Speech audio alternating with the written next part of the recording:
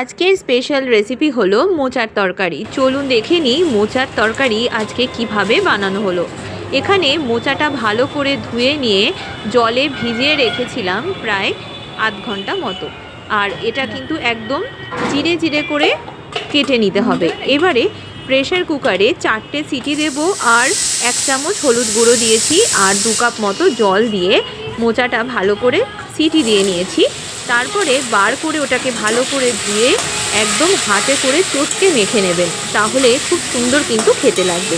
এরপরে কড়াইতে দিয়ে দিয়েছি সর্ষের তেল 3 বড় চামচ মতো, গোটা জিরে 1 চামচ আর 2 থেকে 3টে তেজপাতা ফোড়ন দিয়েছি। ফোড়নের গন্ধ বেরোতে শুরু করলে ছোট ছোট করে কেটে রাখা আলু আর একটা বড় সাইজের টমেটো কুচি দিয়ে দিতে হবে।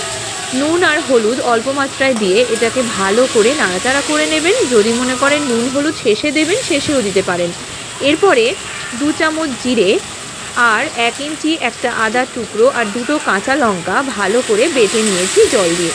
তারপরে দিয়ে দিয়েছি 1 চামচ জিরে গুঁড়ো, 1 চামচ ধনে গুঁড়ো। এরপরে ভালো করে এটাকে কষিয়ে নিতে হবে। নুন হলুদ তো দিতেই হবে। এরপরে চটকে রাখা সেদ্ধ করা মোচাটা ভালো করে দিয়ে এর সাথে নেড়ে নেব। এটা কিন্তু একটু মিষ্টি মিষ্টি হবে আর মোচার কিন্তু প্রচুর উপকারিতা আছে। চলুন আপনাদের সাথে শেয়ার করি।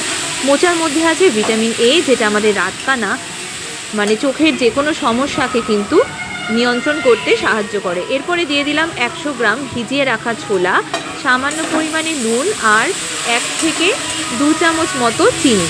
চিনিটা আপনারা নিজেদের আন্দাজ অনুযায়ী দেবেন। এটা একটু মিষ্টি মিষ্টি হয় বলে চিনিটা দিয়েছি 2 চামচ মতো। এরপরে হাফ কাপ মতো জল দিয়ে দেব, তাহলে খুব সুন্দরভাবে নুন চিনি সমস্ত কিছু মিশে যাবে আর খেতেও ভালো হবে।